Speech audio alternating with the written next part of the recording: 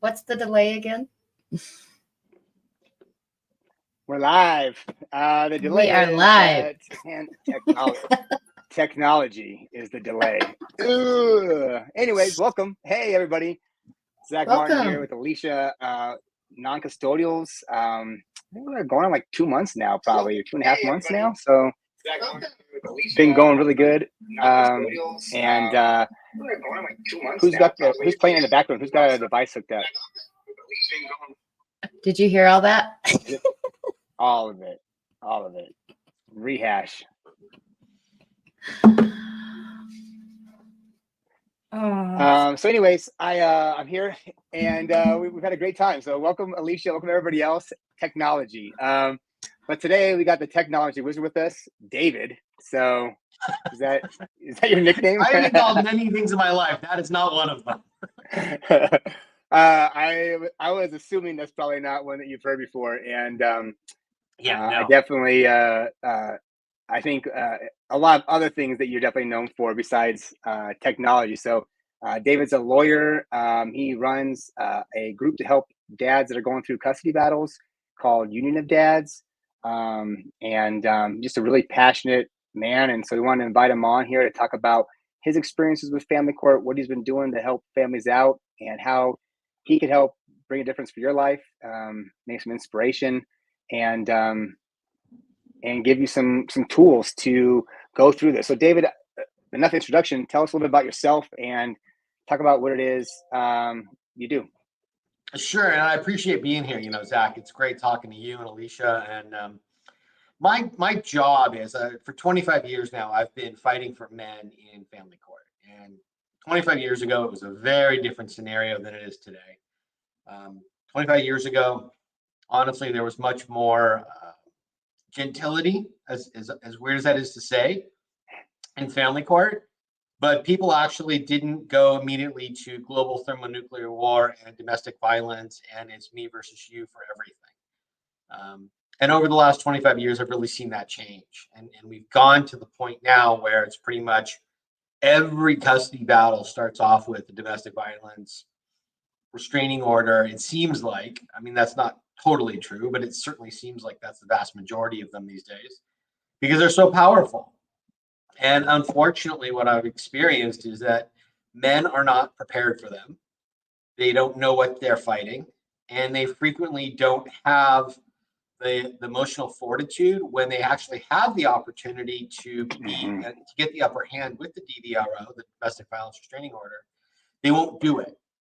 And I say that as somebody who has had many clients who come in and they explain to me what's going on with their own relationship and how they have been. I had one guy who literally was beaten over the head with a hot curling iron to the point where he was burned. Just blew it off. Like, no, not a big deal.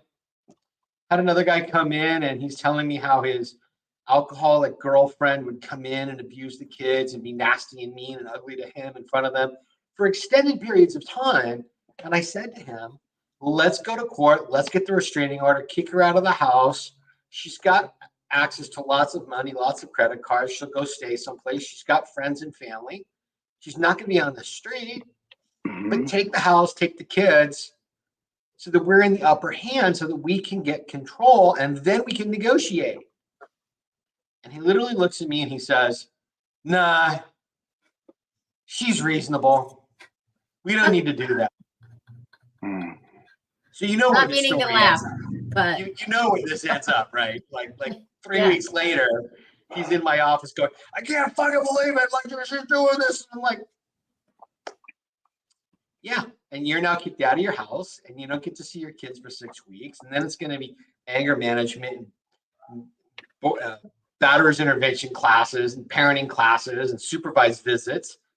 And I'm like, dude, you had the opportunity. You got to do it. So when you have the opportunity in family court, you really got to dig deep and find the power and just do it.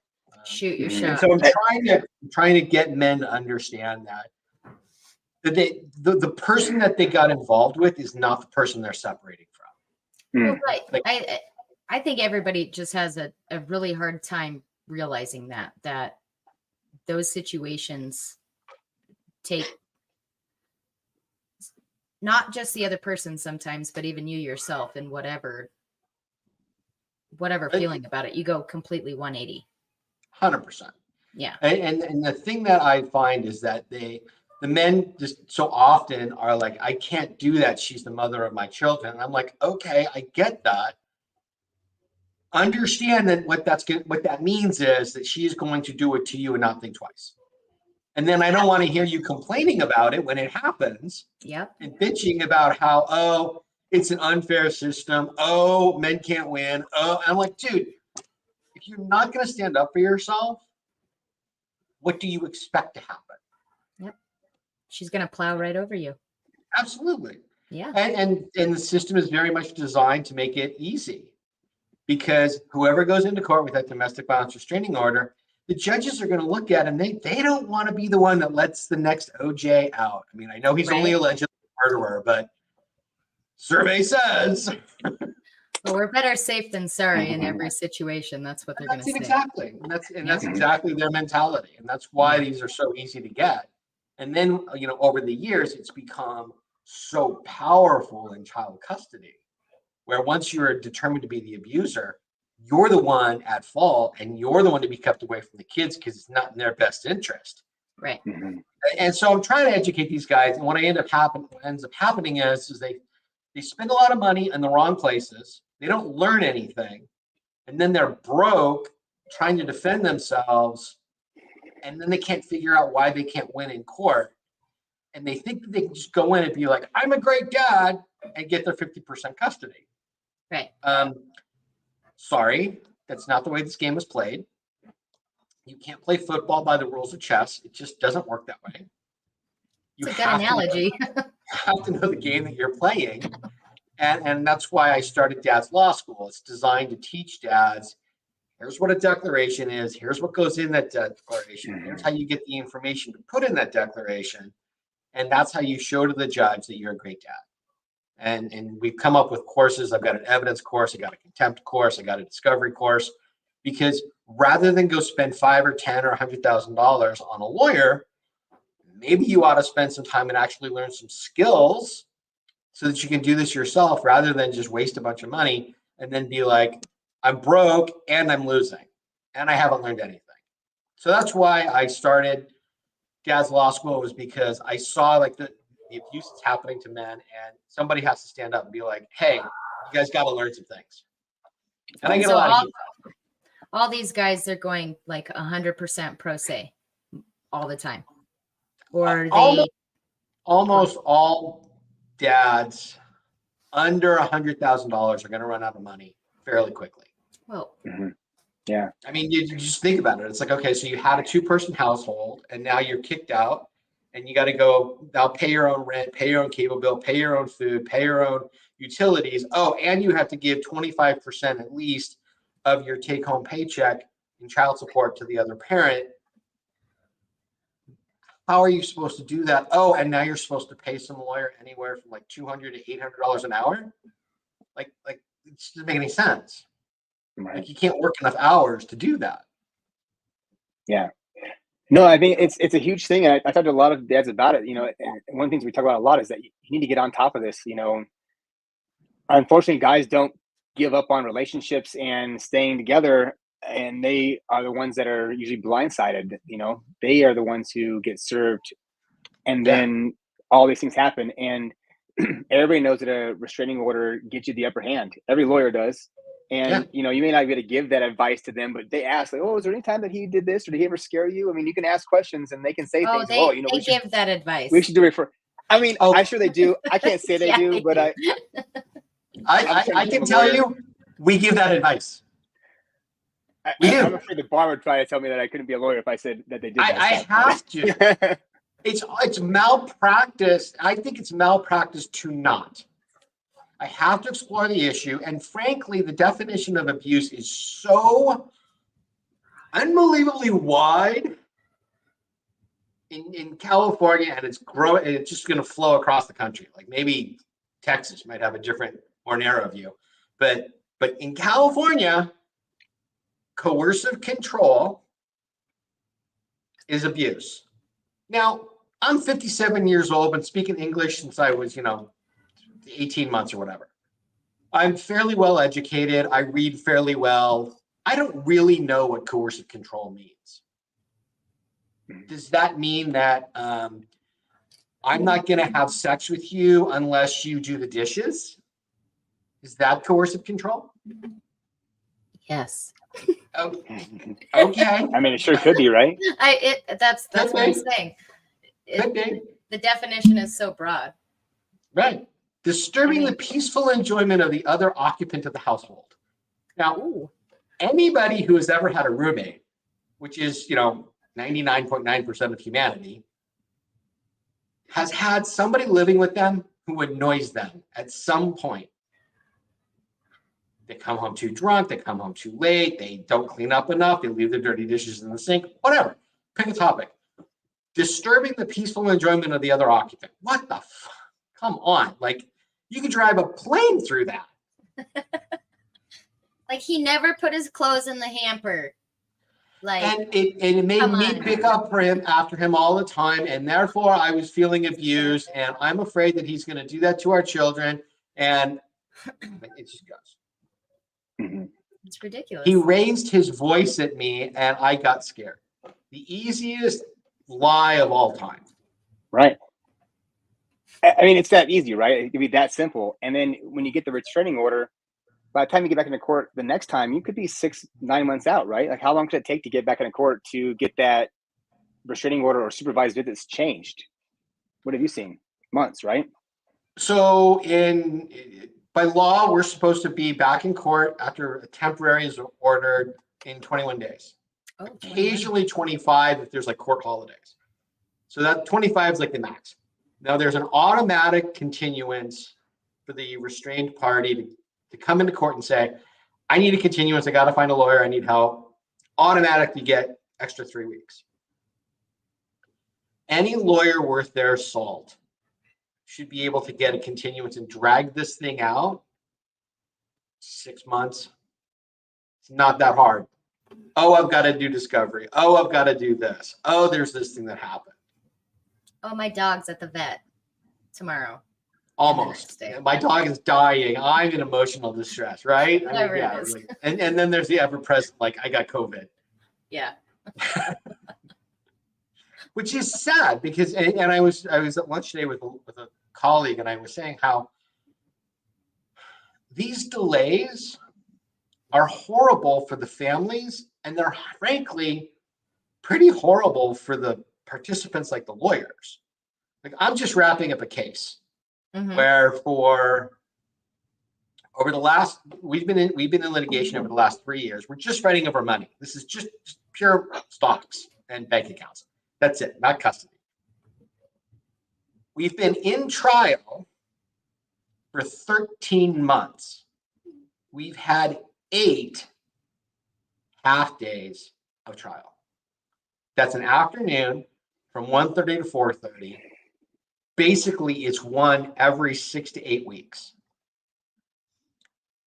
I don't like it because I'm now living with that stress and that anxiety, and every 6 to 8 weeks I got to gear up and remember everything that happened, and it's a nightmare. Right. The judge doesn't like it because the judge now trying to remember like everything that's happened in this case plus all the 150 other cases he's got going on. The clients are living in this agony, and it just costs money because it does. But because every time I've got to gear up, it's like 2 or 3 or 4 or 5 hours of, oh yeah, I got to review everything. I got to get ready again, as opposed to just powering through and being ready. It's a horrible system. Absolutely horrible system. If you could have it designed anyway, what would you make it be like? First and foremost, the initial order I would make would be if you and another person have a child, you cannot leave the county. The child cannot leave the county, period. You chose to live here. This is where you had the kid. We're done. Makes sense. Secondly, if both parties are working, it's an automatic 50-50. 2-2-3, 5-2, 2-5, week on, week off, all very, age and maturity dependent, but some pretty strict guidelines. Why do you say age and maturity dependent? Because I don't think like a week on, week off is appropriate for a 6-month-old child. That's just really silly. What if they live within a certain amount of distance from each other and dad is proven to be up to that 6 months? I mean, I think that's I think in general that's just a little bit too much back and forth for a child that young, because they do think so that like they a should 2-2-5. I would do more like probably like a 2-2-3. 2-2-3 or sorry, I didn't mean No. 2-2-5, but okay. Yeah. Something like that. Just curious. Because I think they do need to have lots of contact at that age. Yeah. I think that's important. But I think long stretches where they're away from a parent because they don't have that concept of time continuity and time permanence, object permanence, that's the issue. As you get 2 years, 3 years, 5 years, now we're talking it's easier to go to like a 5-2 or a week on, week off. But that's the way I would look at it. Okay. That's a great point of view. And the other thing is, I think if you are able-bodied, you need to get a fucking job, like a real job. I was gonna say, like one of the elaborate. parents. What do you mean? Yeah. So I have a case. So you're saying in situations like, okay, so there's dad and mom. Maybe they're married, they're not. They cohabitated, they had a baby, they had a child. It's like 1 or 2 or 7. It doesn't matter. But she stays home. And so now they're splitting up and everything's going on. And she still wants to stay home. I don't think that that's impossible. JetBlue, a company that was designed for stay-at-home moms. Yeah. Customer service reps. Yeah. Get a phone, get a headset, log in. You get to work 2 hours here, 2 hours there, 3 hours there. You can do it. So but, I don't buy that like, oh, I can't find work. Like, right. So yes. my opinion of it is like once your lifestyle, everything changes. Like you have to, you don't get to enjoy that anymore because you guys are not, it's not the same. It's not going to be the same. Chances are you're the one that doesn't want it to be the same. So bingo. It's time to, pull yourself up by your bootstraps and get the hell out there because he should not have to just continue supporting you when you guys are not cohabitating or married anymore. That's just the way it should be. It's just the way it should be. And I completely agree that it should, I completely agree with the stay-at-home mom scenario. I do. But in the situation that, like I said, you're not cohabitating, you're not together, then that kind of goes out the window and you have to do what you have to do to be able to take care of yourself. Absolutely. So anyway. I've got a case where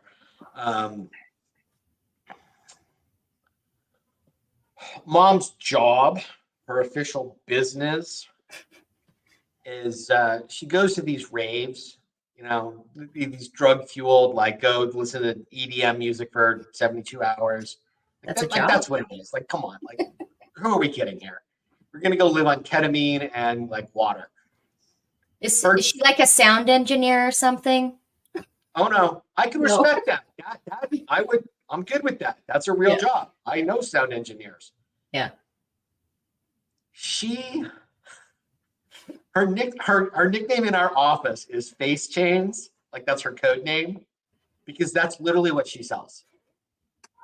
Chains that go across your face, around your ears.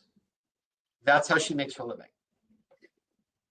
What an entrepreneurial skill. It's amazing. The marketing is tremendous. Right. Got a captive audience all the time. Every single one of these things. Unbelievable. I mean, it's just so then her pay is cash, right? So she claims that she makes no money, and then because she says she makes no money, well, Biden's trying to fix that, right? Like everybody's got to go on this universal income, and then you got to have everything like tracked. You can't make any money with cash anymore. You're gonna have just Bitcoin and. Well, you that's can't even you sell anything on dollar coin without them knowing it. That's kind of like the good news, bad news joke of like when we get to the point where it's a cashless society and everything is tracked. It's like, okay. I mean, this would still be hard because she just get paid in like ketamine or something. Right. Got to start tracking the ketamine then. Yeah, I think, those are interesting situations. And do you think like imposing a minimum salary, or like, hey, a living wage in where you live might be way more than it's here, but a living wage here, like you could probably get by on $20 an hour, $15 an hour.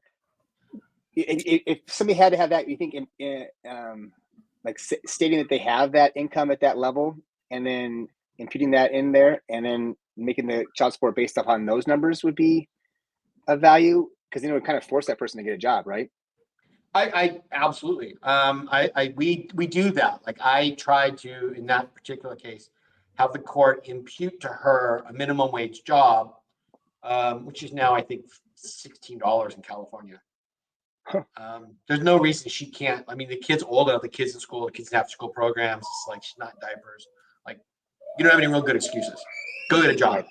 Good job. And I think the other thing that would honestly be very beneficial would be, I believe it's Norway has an absolute cap on child support, which I think that their numbers, when we translate them into US dollars, is like $700 a month, like absolute max you're ever going to get for child support in the entire country, like no matter what the situation is.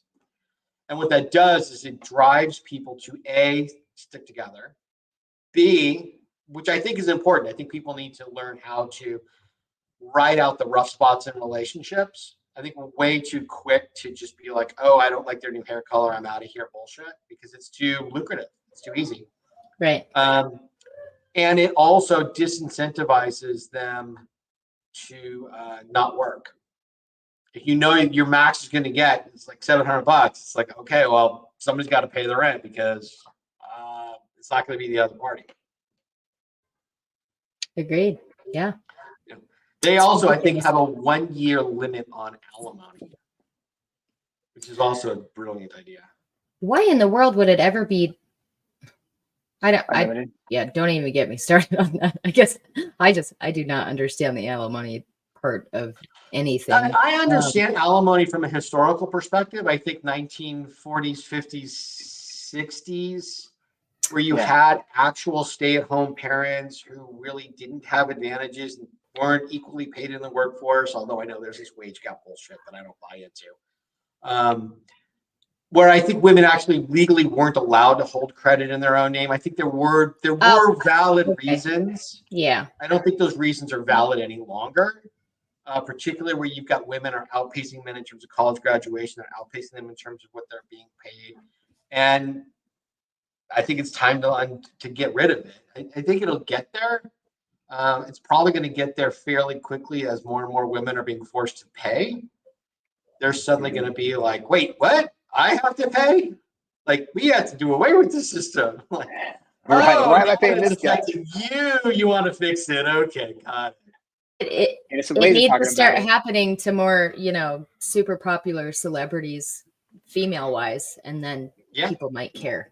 Like Britney Spears and that kind of stuff, I mean, like she went crazy and shaved her head going through the custody situation and stuff. Like all those things happened at the same time, and she was getting taken. And I don't know if she'd be a good spokesman with her knife show she's got going on recently, but she went through that situation, right? And she shaved her head because she like was trying to escape like the courts and everybody taking advantage of her. Like she was the money maker. She was the one who got the cash, and so everybody wanted to like piggyback on her. And Kevin Federline, hey, I'll sit home and watch the kids, and the courts are like, well, Kevin, you have your career's over, and we can all just off of Britney. Let's just let her go out there and do this stuff and hold the kids from her, right?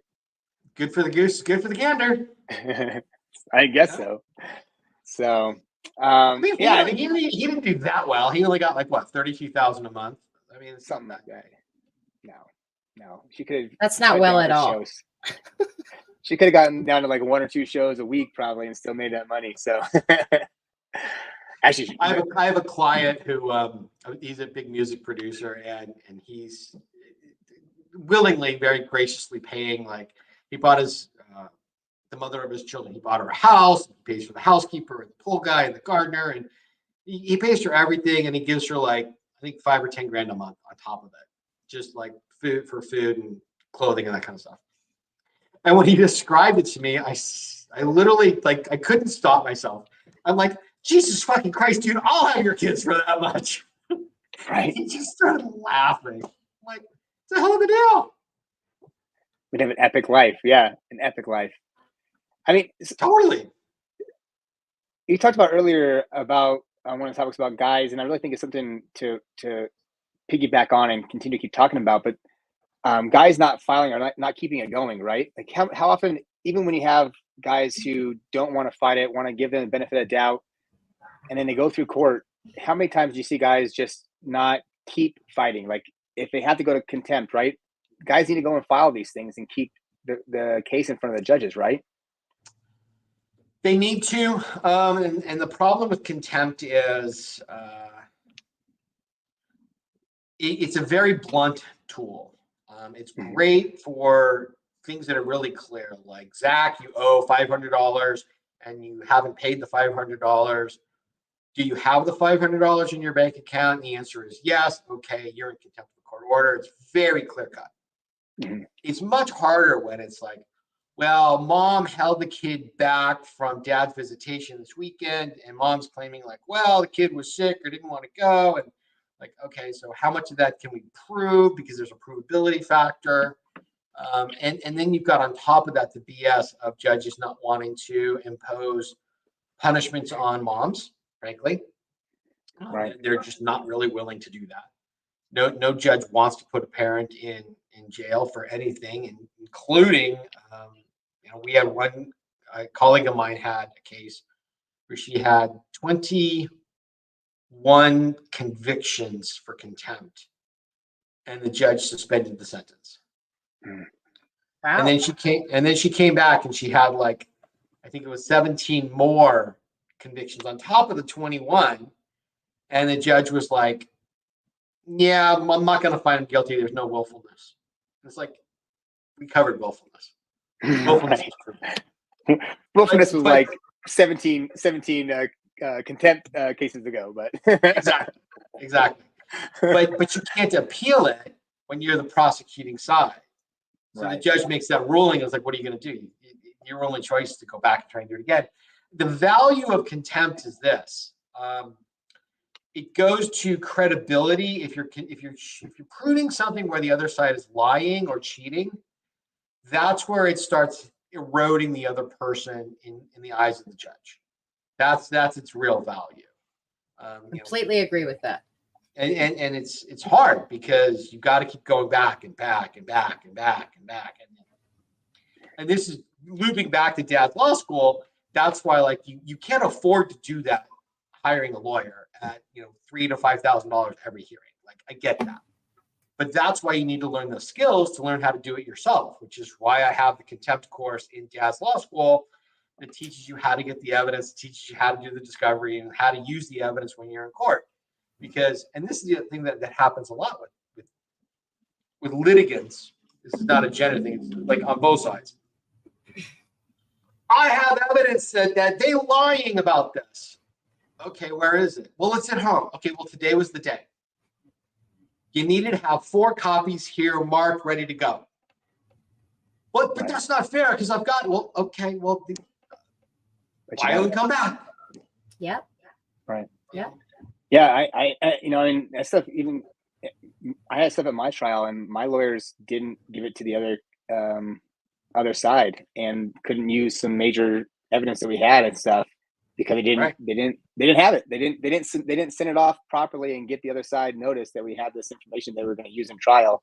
And and I just had to just take it because my lawyer didn't do their job. As plain as could be, my trial personally, I didn't know enough about anything to even know what hearsay actually was. Yeah. Right. I didn't. And that's a hard, and honestly, hearsay is a hard concept. Hearsay is a very hard concept. That's It is, but I still at that point, I had no idea. And It doesn't matter now, but once you go there and then you come out of it and then you learn what these things are, you realize like everything I could have just stood saying objection the entire time somebody was speaking, because I know what hearsay is now. Like, well, and simple things like that. Yeah, and most parents, such as yourself, you know, and everybody else, they don't know what they're doing, and they don't realize how important a law degree is, and being in court and dealing with this stuff all the time matters. And they're like, you know what? I'm just gonna go in there. I'm gonna tell them I'm a great dad, like David was saying earlier. I'm a great dad. What's the problem? I'm, you know, yeah, I haven't been involved the last couple of months, but I'm a great dad. I was great before. The judge is gonna see that. I mean, I said that, you know. And then I go in there and I realize that, you know, following your paperwork on time, the things that you write in your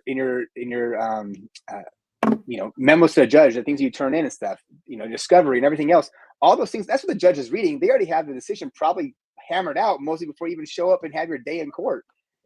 One of the things I say in my course is the first impression you make on the judge is in your paperwork. Mm-hmm. It's not when you first walk in. Like they have already formed an opinion of you by looking at, was it properly typed up? Is it proper grammar? Is it properly laid out? Are you making an argument that makes sense? Mm-hmm. That's the first impression. And people are like, I don't understand why he won't let me talk. Well, because he looked at the piece of crap you turned in and he's like, I got nothing. I know what this person's going to say, and I don't want to waste time on it. Right. Frankly, right. That's frankly what happens. I'm already wasting time reading whatever this gibberish is that they put in here, and this is what I go off of in all my other trials. And I wish they had a lawyer, because I could just have a clear picture of what it is they're trying to tell me. So when 100%. I go to court, I can be like, okay, here's the things that are going to happen, and know, and then they can go in there and hear what they expect, or be shocked, you know, in one way or another. But usually they go in there, I think they already have a plan. I mean, my experience and what I hear from people is that the judges already know what's going on. And it's because of what you wrote and what they've read up to that point. Because they, like you said, like you have to rehash every time you go before the judge. You got to spend a couple hours rehashing their case. Well, the judge is rehashing the case too, and so all they're getting to rehash on is not what you said last time, because they're not listening to it. They're reading the things that you wrote and submitted as you know, your as what they're going off of. You know? The face change case. Yeah.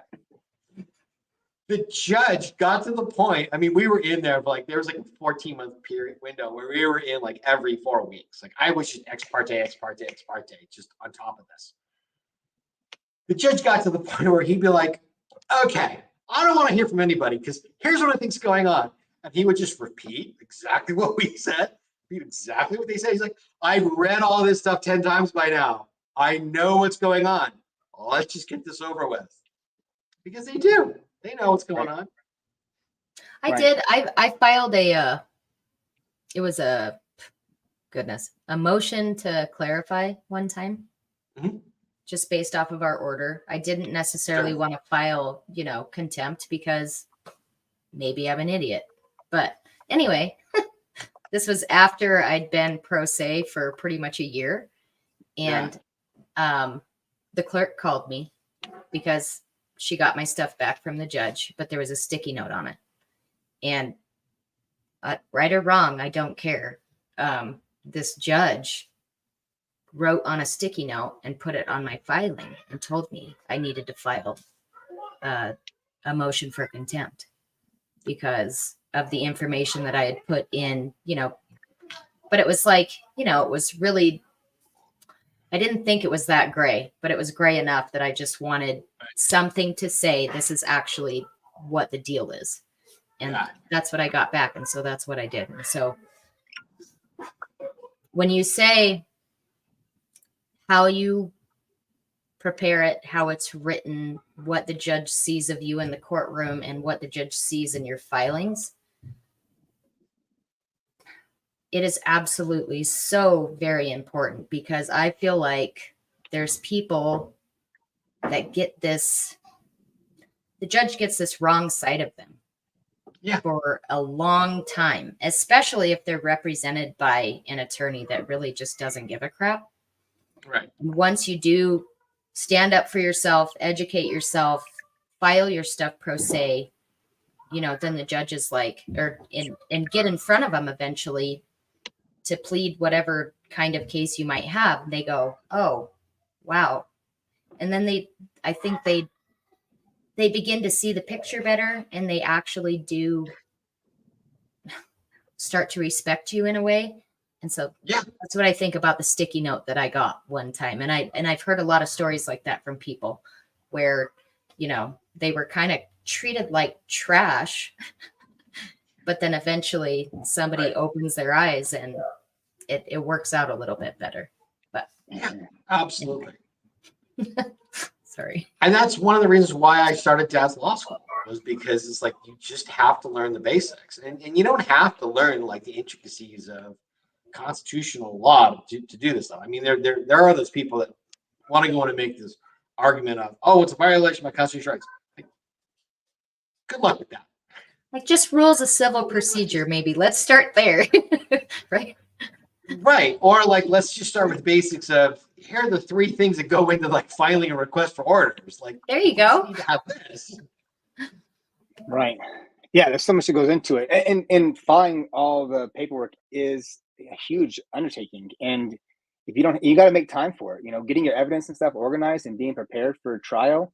Like, that is something that you don't just do the night before trial and go and be successful at. It's something that you get to do and work on over and over again to keep putting yourself in that place. And I think what a lot of people do is they're overwhelmed by the whole experience. Like, I think you told us earlier also, is that they're overwhelmed, right? They're emotionally, financially, physically drained and spent. And I just can't deal with this anymore. I don't want to have this anymore. And I just have to let this go, and because they don't have the energy to do it, and because it is so difficult and it's painful, that they put it off. They just put it off. And then all of a sudden the day comes, and like, I'm going in there and I'm just going to shoot from the hip, right? But lawyers don't shoot from the hip. Lawyers come ready. And if you're shooting from the hip, you're in trouble. And they may not be that much ready, but they know what they're doing, and if they know how to submit evidence. They know when there's hearsay. And if the judge is going to give anybody some grace, the judge is going to give a lawyer grace over the not prepared lawyer who didn't submit forms in time and legibly, or with proper grammar or punctuation or anything else. And and so you're going to be behind the 8 ball. So it's so important to get support like that, and having someone like David on your team who can go out there and give you the tools, give you the Dad Law School in different topics, right? Can you buy like the whole package, or is it like something that you can like customize? Like, I really want to do evidence, or I'm in contempt now. I just want to buy a contempt thing. I want to, can I get the contempt course? So we haven't set up that you could do it one off, but we've actually gone to a subscription model. So it's $97 a month, and that comes with all the courses, and then twice a month meetups. And then if you want to like shoot me emails with, there's email support, because generally it's not just one thing. Generally you need to like, okay, you need to do you want the contempt course, but if you don't know how to introduce evidence, that's not necessarily going to help you, because the contempt is only like, here's what you have to do in terms of like preparing that document, but you still have to know the presentation skills. And one of the things you touched on was, people getting emotionally overwhelmed. One of the courses, Dad's Action Pack, is designed to help people with their speaking in public skills, because there's 2 reasons why people hire lawyers. 1, they don't know what to say. 2, they don't know when the hell to shut up. And that's why you hire somebody. And the course is designed to help you with like, here's what you have to say to the judge, and here's how you say it, and here's how you stay calm. So there's a speaking component of, when you're speaking to a judge, just take a breath. It's okay. Your adrenaline's going to be up, time's going to compress, and when you take a 2 or 3 second break, it seems like a minute to you, but it's really just you breathing, giving the other side the opportunity to actually process what you just said. You're actually doing them a service by taking a breath. And it gives them an opportunity to think about what you just said, and it gives you the opportunity to think about what you're going to say next. So there's little things like that that are just crucial, because I see people get up there Men and women both. I mean, they get nervous and they just start talking really fast and just rapidly run through things, and they just don't take a breath and they just keep going and they keep going and they keep going, and all of a sudden it's like, okay, stop. Like, I can't fucking follow you. The court reporter, if you're lucky enough to have one, can't keep up. You've got to slow down, and it's okay. And so I'm trying to teach that as a skill to these people who are taking my courses. Awesome. Great information. Great information to have. I'm trying. You know, it's like there's about 1.5 million new fathers every year that are entering the family court system with no idea of what they're getting themselves into. So I'm trying to help them out. Well, even people that have gone through it, like, I was a kid and my parents got divorced and stuff, you didn't know what your parents did, and your parents probably never spoke to you about it. And so you have no real recollection of what it was to have that experience. And David, were you divorced? My mom and dad got divorced. Okay. When I was 12. And my mother liked to tell me what a coward my father was and what a wife abuser he was. And about 3 years ago in therapy, it suddenly occurred to me that, Mom could pretty much lay you out with her words and fillet you like a plate of lox. He might have lost his temper, but she might have sparked it. Right. And I know that that's politically an incorrect thing to say. Like, it's not possible for me to make you angry enough to hit me. That's like what we're told. That's what the judges are told. Zach, there's nothing I can say to make you angry enough to hit me unless you have an anger problem. Frankly, I think that's bullshit. Right. I think if I know you well enough, and most romantic partners know each other well enough, I can push those buttons and push those buttons and push those buttons to the point where you're going to do something stupid. You're going to lose your temper. You're going to punch a wall. You're going to take a swing at me. And boom, now you're an abuser. And I'm just a victim. I had no part in this. It's not proper, Your Honor. You know that he has an anger management problem because he did something. Right. He reacted with anger to my, belittling and berating him for hours and hours on end. Yeah, it wasn't appropriate. That's fine. Completely okay. I completely agree with everything you're saying, and I'm a woman, so. Well, thank you. That just means you're smart. It's just the truth. It sucks. Yeah. For a lot of people, but it doesn't change that it's the truth. Yeah. Sorry. I'm gonna call you out. And you got to remember but you also have to remember what's behind that. What's behind the story of why is it that we have the system designed the way it is? And it's the domestic violence lobby, the women's shelters. Right. There's a lot of money in domestic violence. The government pays a lot of money to pay for these shelters. And it's really funny how they like to play this game of, we're open to all people. Everybody can come into our shelter. And I was working on a documentary. I've been doing a documentary for like 10 years now. Someday maybe I'll finish it. Someday. I look forward to seeing this thing. It's going to be epic. Yeah, me too. When I was interviewing the shelter director, and I said, I don't understand. Like, most men are not going to come to your shelter. And she, in all honesty, she looked at me. She's like, "Well, I don't understand why. I mean, we're open to everybody. By law, we have to accept a victim of domestic violence." I said, "Perhaps it's your name. Women's Shelter of Long Beach is probably not going to get a lot of phone calls from men." Right. Totally didn't believe me. Didn't see that would be a problem. Why would men not call me? Yeah. I don't know, because it says for women. Right. It says women on the thing. I just assumed that it was for women. So I'm looking for the guys' shelter of Long Beach, but there isn't one. And, my experience of it, I've done some volunteering for some different, a nonprofit in Cheyenne that does this work and stuff.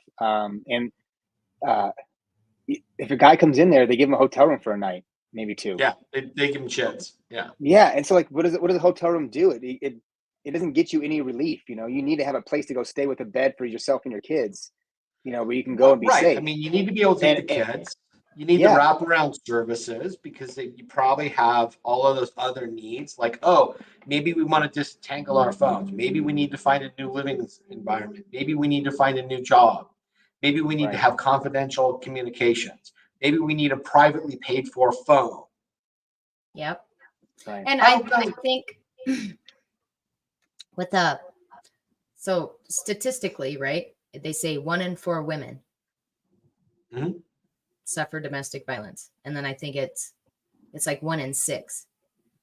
But in my opinion, that 1 in 6 is probably actually closer to 1 in 4 because there's probably a gigantic majority of these men that are victims of abuse.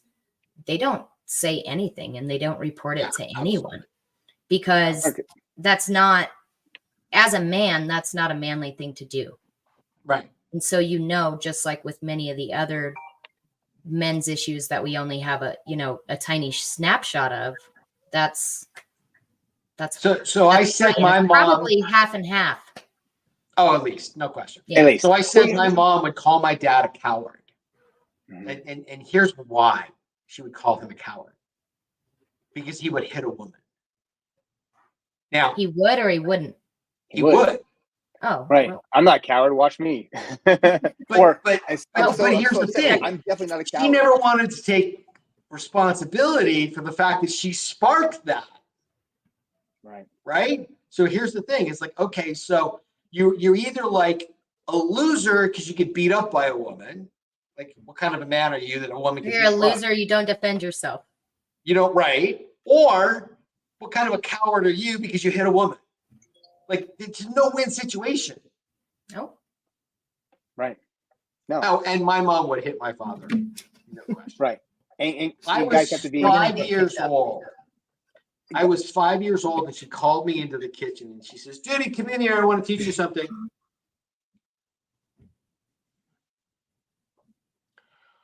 If you're ever in a knife fight,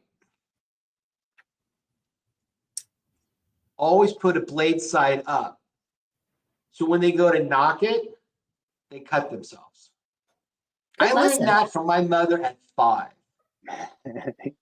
Mom was gangster. Yes. Yes, exactly. She's like, listen, 100%. You know what? If nothing else, therefore, there's a reason she's calling your dad a coward. That's why she's calling your dad a coward. Because she was come block the knife. Yeah. Exactly.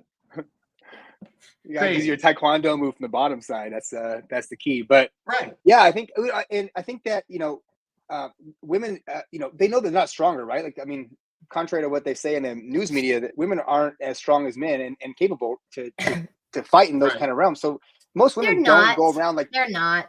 Come on, Zach. They don't go around. Women are not. I've watched women's basketball. It's not the same as men's basketball. So and they're not talking about basketball players. But it's and so women do things differently, right? How are you gonna do things differently? How are you gonna hurt somebody? You don't hurt somebody with a physical punch, right? You hurt them by your words. And women know how to do that really well. I mean, I think there's like a famous case going on that just got done with right now, like master manipulators out there, like manipulating the society, doctors, everything that just like is in the news. And then like literally the daughter gets out, right, out of her mom's care because she got somebody to kill him. And then I don't know. And then she's a master manipulator. This girl like grew up being a manipulator of manipulators. And she goes out there. Women's strength. Man, these women are manipulators on the top level. I'm talking about Gypsy Rose, in case anybody doesn't know. But David, I mean, tell me your thoughts about it. I mean, this is the kind of stuff that women do that's abusive towards the men, right? And then guys get angry because they can't handle it, and then they come out with what guys' strengths are, which is physical beingness, right? And that usually ends up. So you can see a bruise. You can't see a anxiety and trauma on the inside, but you can see a punch. But they call it. I think now they call it's reactive abuse. That's what they call it. Right. Is reactive abuse. Okay. And this is what they call it. The Gypsy Rose case. That's one where I think it's gonna be really interesting to see what happens to her over the next 3 years. I saw the interview of her with her new husband, and there's something wrong there. I'm not sure what, but I'm like, this is no. Like the hairs on the back of my neck are standing up. Like, okay, there's weirdness going on here, and I know her story of being a victim of Munchausen by proxy from her mother, who like had her be medically ill for however many years, 10 or 15 years of her life. And she gets this internet boyfriend and convinces this internet boyfriend who, and I think this is a really crucial piece, he's autistic. And I think that that's a big factor, that here's somebody who doesn't really understand emotions very well and is pretty easy to manipulate. And she talked him into killing her mother. And he stabs mom, like, I think around 40 times. So a lot of violence here, no question. She gets a 10-year sentence, of which she does 8 years. He gets life without possibility of parole. Mm-hmm. I personally, I think that's a grave injustice, because in my mind, under the felony murder rule, they're both guilty of first-degree felony murder. They should either both get life without possibility of parole, or they should both get the 10 years for a second-degree murder, because I think his defense would have been, I'm coming to the aid of another, not first degree, should have been second degree. Right. I think that that's a prime example of the bias in favor of women, and I don't think that it's appropriate. I think that what he did was clearly wrong. There's no defending that, but I think the sentencing was what's wrong. It's just in the imbalance of it, and in terms of her being a manipulator, I think 100%. Apple trees make apples. They say it. Oh man, 100 times. I watched her interview, like right when she went to prison and that kind of stuff. They had that documentary about her. Actually, your post you put up like a week ago or so. I watched it. I've like watched all this stuff. I'm like Gypsy Rose. I follow her TikTok now. One of like 28 million followers on TikTok. Why would you do that? No, I don't know. Why would you do that? But I did go on there and watch that video, and then just listening to her talk about like how she didn't do it, and I was covering my ears in the other room and stuff, but like she talked the guy into it. The guy didn't like come up with this like scheme to kill her mom. Right. She opened the door and I gave him the weapon and like all these things. Like she was so actively involved in the whole process. And then you listen to the prosecutor like, oh, she was abused, so we're just gonna we're just gonna do glove hands. Right. And at what point, like she was 19, still going through with this circus with her mom. At what point did she realize when she was walking around and that she was, 12, 13, when she knew that she was part of a scheme? A con? Yeah, my son's not here. Remember, it's a con. Yeah. Absolutely. Santa Claus isn't real, and you know that, but you know that around like 10, right? You may know it around 9, but you know it around like teenage years. You definitely know what's real and what's not. And she knew she was living a lie. She was flat out lying for profit all that time, and she was learning all the skills that her mom was teaching her of how to manipulate the whole entire system, how to get these medications, how to get these surgeries, how to do all these things, how to use people and get what you want, and come across as this innocent, like, look at me, I'm just this humble, I'm a victim. Homely person. I'm very homely victim of society. The word. Yeah. That's the word. Yeah. And if all victims really acted that way. She's got the book coming out. She's got the movies coming out. She's probably going to have a speaking engagement at some point, was my guess. She'll become a spokesperson for, abuse of some way. There'll probably be a TED Talk. It's going to be really interesting to see how it all plays out, because it will not surprise me if there's another murder that comes down the road. Right, Taylor Swift, you better watch out. It wouldn't surprise me. Did you hear? I don't know if this is real, but like you're gonna get us kicked off Facebook. She wants to. No, I'm trying to save Taylor Swift. Listen, don't go wherever Gypsy Rose is at, because she has a thing for you. So. Oh, really? Be careful. Yeah. You obviously haven't seen that one. I will. I'll forward it to you. If you want to know more Gypsy Rose stuff, I'll find out where I saw it at, and send it to you. But yeah, it was the whole thing about like going to a Chiefs game and wanting to see Taylor Swift and listen to her music, and now she related to Taylor Swift, and now that she's famous, Taylor Swift should want to hang out with her. They're soul sisters. We're meant to be Was together. Taylor one that had that song about carving his name into his seats? Because the guy God, I don't cheated. think so. Carrie That Underwood. was okay. Was it I was Carrie thinking Underwood? Kelly, Okay. Kelly Like I Clarkson, said, too. I I'm was gonna music. say. I'm Hey, Helen Keller when it comes to music. and I'm it's not good. chick music and stuff. And it's not it's not It's just techno, which obviously you don't music, like. Zach. I don't think so. Guys don't listen to songs about writing stuff in like people's cars and like stabbing seats because they go to prison. That's true. So, it's not I'm okay. more inclined just do it. Right. If we're gonna do it, we're just gonna do it. Yeah. Yeah. We're just gonna Okay, do it. I don't okay, need so a song. true. Yeah, so women can sing songs about that, right? Right. Guys definitely can. And there's that Dixie Chick song. You probably don't even know what I'm talking about, but I do know they that killed one too. they killed that guy named Earl, and they wrapped him in a rug, and they like threw him in a lake because he Super was catchy. abusive, right? Yeah. Yeah, Supposedly. dudes. If a guy wrote a song like that, it would get smashed. What about The Night the Lights Went Out in Georgia by Reba? There you go. Well, I don't know that one. That's before my time. Was it Reba? Yeah, it is Reba. But before Reba, it was Oh, somebody else did it too? What? Janis Joplin. No, it was not. She probably sang it once, but no, not Janis Joplin. Either way, she in that song, the sister and the husband were killed. Right. I think. Because they were cheating together? No, wait, hold on. I don't know the story. I don't know the song. I do know now a guy song is like El Paso by Marty Robbins. Oh, it was over a girl. Sorry. I have to somebody's gonna say I'm like really dumb about this, but it was the husband's sister killed his wife. That's what that one was. Okay. Correct. Yeah. Thank you. So and then he gets hung for it. Yeah. But men cannot sing or write songs like that. Yeah. Because they'd never go anywhere. I mean, look at the crap. Was it Eminem God for the song he did with... he'd be the only one. I take it back. He'd be the only one. Yeah. I think he'd do it in rap. They mopped the floor with him though over that. Over all of them like that. He got a lot of crap for that. Oh yeah. Yeah.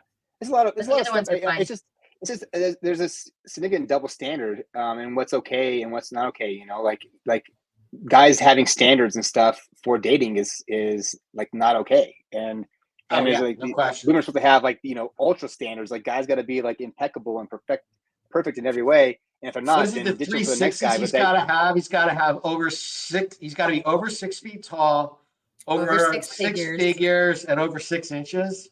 Yeah. 6-pack, maybe 6 inches too. I mean, you got to have both. You got to be 6'6". So, I think, yeah. Then if you have a standard like, hey, I don't like fat chicks, then everybody's like, oh, you can't discriminate. You're terrible. You're such a monster. I can't believe you would say that. Yeah, gosh. So. Oh, sorry. Okay. So I think that. Yeah, so sensitive. Why can't I be big if I want? That all that kind of circulates back to like the stuff about going to court and being prepared, right? Like all these things are allowed for women to do in society, like independent woman songs. They don't have independent guy songs. Like we're just expected to be independent without a song promoting us being independent, you know, or not needing women, you know, and there should be a song about us just being responsible adults, no matter your gender. There are some songs like that. They're just not popular, so they don't put them on the radio. Because no women will listen to them because women are the ones that buy stuff. That's why I think everything's this way because of commercialism. And so commercialism in that all the money goes through women and women spend money and they're the ones who make everything run. If it was all in guys' hands, they're like, I'm going to save all this stuff up and I'm not going to spend anything. You know, I'm going to save for when I'm old and I retire in 15 years because I'm not spending money on random garbage. But that the commercials and all you are being very feeds sexist. into. Okay. It feeds into. I know men that spend money like way worse than women. I was just listening to the show Scamfluencers. It's a podcast. It sounds good.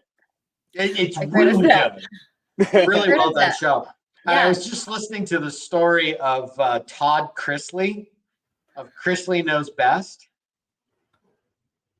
I don't know. Oh my God. It was this reality show about this guy, Todd Chrisley, and how he would like overly spend. And the reason why they got in so much trouble financially was because of his insane spending, like literally flying from Georgia to Los Angeles twice a month to get his hair cut. Like just silly stuff. Was he like a masculine man or no? No. He was like a normal man, like Super a manly man. Did he like women? Ostensibly, he had 2 wives and 6 kids, but he also had a business partner who alleged that they had a 1.5 year long affair of the male variety. Oh, and I only said that because I would think with those spending habits, you'd be a man, but have a feminine side. Yes, he definitely had that feminine side. Yeah, I want to have my Starbucks with my extra shot, and yeah. Anyway, I think I think it also goes back though to like the whole theme of the story is like basically guys are coming in here not being prepared, and the system's not set up for you to be successful and to win. And so if you don't come in prepared, if you're not set up to know the game, you're not going to win. Whether it's in family court or anything else that you're going through in life, if you don't know the rules and what you have to do in this game and what the other person's able and willing to do, then you're going to get yourself behind the 8 ball. And you have to be prepared for, in this situation especially, for the other person to be ruthless and have zero concern for your thoughts or well-beings or ability, but only be focused on winning at all costs. And if you're going in there 100%. thinking that this person who you're in love with is going to give you respect and grace, you are wrong. And if they do, I would rather be wrong in that you assume they don't and you get some grace than say that this person is going to treat me fairly and then get ran over in court. Because once you go to court and you get that decision, David, you can tell everybody that's not game over, but it's pretty much game over. It's pretty much game over. And the reality is this: if they were going to treat you that way, you wouldn't be going to court. Yeah. It's real simple. True. I've had cases where, they come in and it's like, we're separating. We just need to do up the paperwork. Can we just do that? And I do the paperwork and they never see a judge. Right. I've had cases where mom and dad, let's work out how are they going to raise their kids together. Yeah. That music producer, they never went to court. He's willingly paying a lot of money, supporting the mother of his children because he can, and they have worked it out themselves. Right. It happens. I think that's the best way. When I was in family court, family law school, looking at going through the classes and stuff, my lawyer's the teacher was basically only time that you shouldn't have one parent being a custodial parent and the other parent not being a custodial parent is when they decide to not do it outside of court. If it goes to court, somebody has to be the custodian, somebody has to be the non-custodian, and that was her firm belief.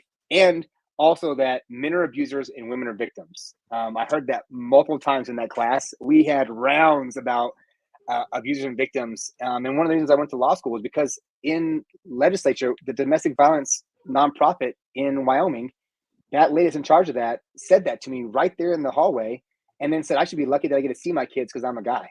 And I was like, whoa, that is some ignorant, over the top stuff. I'm a great person. And just because I don't get along with the mom, I shouldn't get to even see my kids. And I'm assumed to be an abuser because I'm a guy. Yeah. And I feel like you're correct when you said that these groups do that. These groups do that across the country. It's not like It's just in Cheyenne, Wyoming or Long Beach. But it is across the country. All of these groups are out there and they know where their money's coming from. Same thing with DFS and child support services, right? They are gonna keep pushing things to get them the money. They're gonna reestablish, custody to the custodial mom, even if she's been on drugs and gone to jail and all these kind of things because they get a kickback. Yeah, absolutely. And the incentive's not to help out. Out of all of the domestic violence shelters across the country, there's 2 for men. Yeah.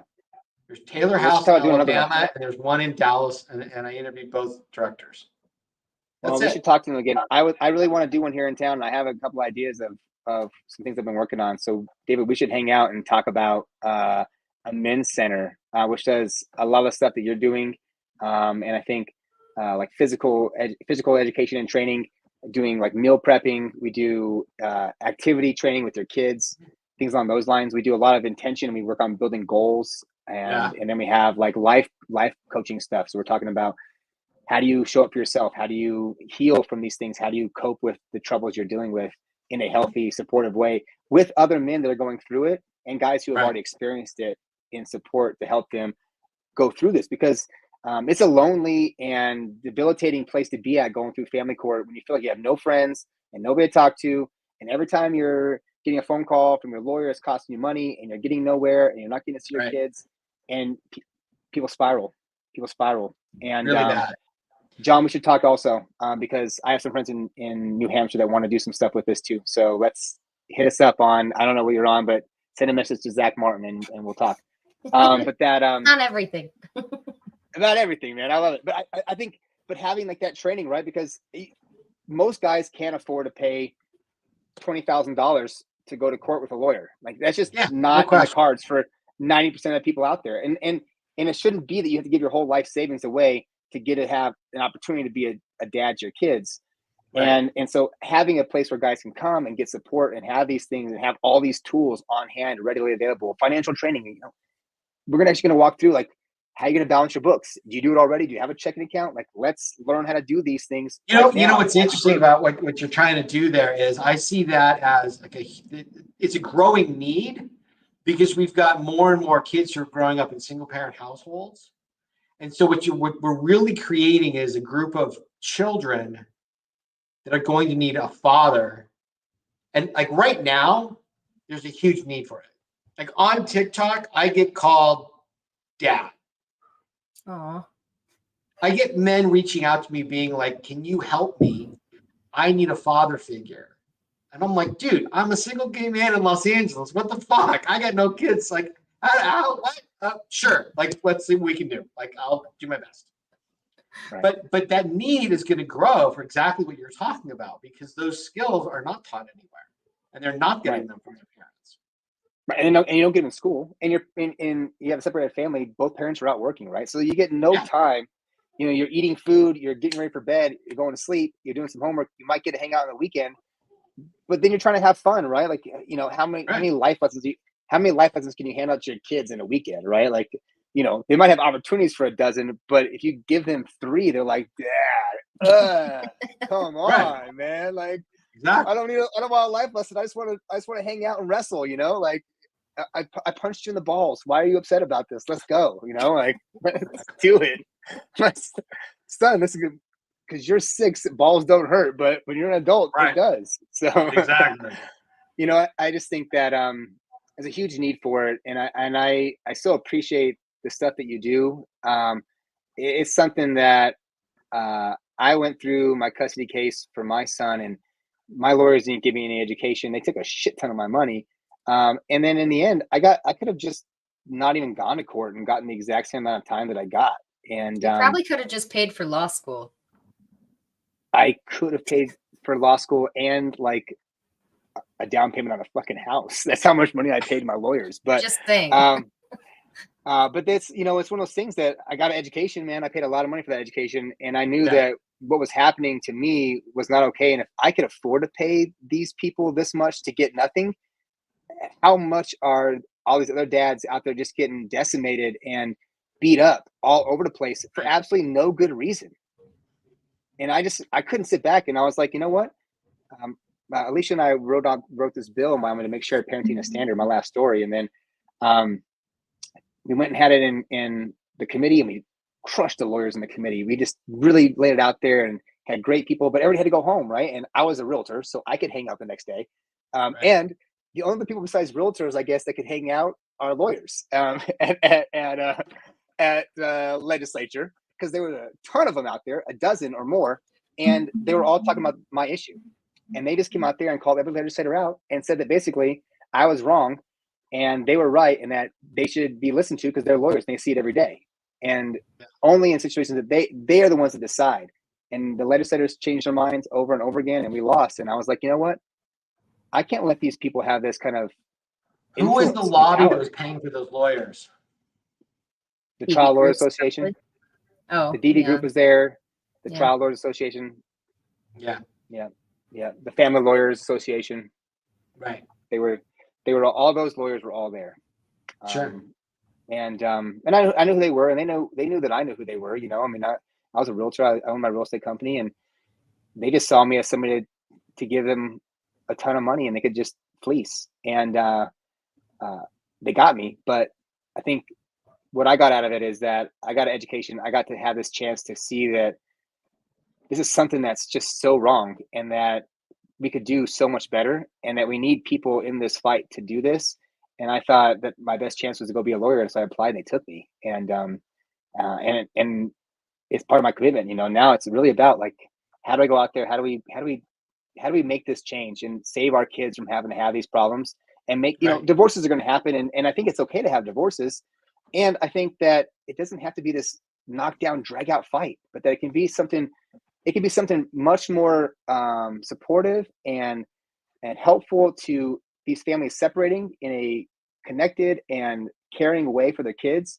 And that you don't have to just be like nasty and aggressive, that you can leave this place and get healing through the experience, as opposed to more trauma. Where our system right now is all about trauma. Like, let's traumatize these people to the next level. So, well, it's good. I got to wrap this up soon, but yeah, dude, yeah. It's going to be really interesting to see how it all plays out, because marriage is dropping like a fucking rock, which means divorces are going to drop like a rock. Right. So that's like an industry that's going away on the one hand. Right. But people are still having kids. So now we're starting to have those. 44% of births are unwed mothers. Yeah. Yeah. Yeah. Terrible. And that's increasing every year. Yeah. Yeah. Yeah. And you have to look at, like, what's really driving that. Right. Yeah. And how do we stop it? It's not not having access to contraceptives or alternatives. It's not that. You would think that do we need to stop unwanted pregnancies? But what's that? Do we need to stop it? Do we need to? I mean, maybe we need to accept that that's the reality, and then figure out what's going to be best for our society going forward. But I think that may be a discussion that we can have some other time. Yeah. I got to get out of here. Yeah, dude, get out of here. How do people get access to your all your information? Where are you at? Thanks, Alicia. It's real easy. They just go to literally dadslawschool.com. dadslawschool.com. And if you want to find me on TikTok, it's Dad's Law School on TikTok. And I got all sorts of short videos there to help people. And come to dadslawschool.com, and you can get the training you need to fight your own fights. We got it up there right now, dadslawschool.com. David, man, thank you so much for coming on today. It was a pleasure to get to hang out with you. This is the longest talk we've had. I look forward to more. So yeah, we'll definitely do this again. Alicia, was great seeing you. Zach, great seeing you. Go great day, guys. Yeah, have a good night. Thank you. All right, Alicia, thanks so much. That was a great call. I think it was. What was your favorite topic? What do you think was the best part we talked about today? Oh gosh. All of it. I can't. The whole thing is gold. I gotta, sometimes you go through these things and you're like in the moment, and so you don't necessarily. I don't know. I don't remember everything right away. So you ask me, like, what's your favorite moment? Like right now, I'm like, I'd have to think about it. I think my favorite moment, I think it just was listening to David talk about why he built this course, and how he saw there was this need, and these guys are going through these problems. And then he was like, how can I help give back to these guys in a cost-effective way and also make a difference, and so he thought of this school, and my experience of David is he's very thorough and really supportive and kind guy. And so to have that experience, and then to see this problem, and then just come up with, I'm going to give all these guys all this information that when I go to court, I'm going to give it to them. And, so do you think you might ever do anything similar after your? I mean, I kind of want to have this be part of Kids Deserve Dads. Like, I think at my Kids Deserve Dads centers, I want to have Dad's Law School being there, and then it's just offered as a course right there that we do. I mean, wouldn't that be dope? And I get to hear David all the time. Also, he lives near my grandma, who's 97 years old. So that's pretty cool. I can go out there and hang out with him in California, Long Beach, Huntington Beach is where my family's from. So, Nice. yeah, but I thought that was a really great part. I thought that was something that really touched me, and I thought made a big difference. So, anyways, Alicia, pleasure. Next week we have Melissa Isaac. Yeah. Best attorney in the world, probably.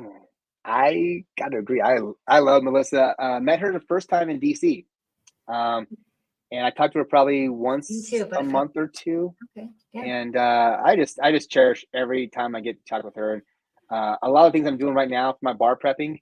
I've done 200 questions in the last 2 days. I'm committed to another 120 in the next day, and my commitment to myself and to everybody else is I'm going to do 100 bar review questions every single day between now and when we take the bar exam.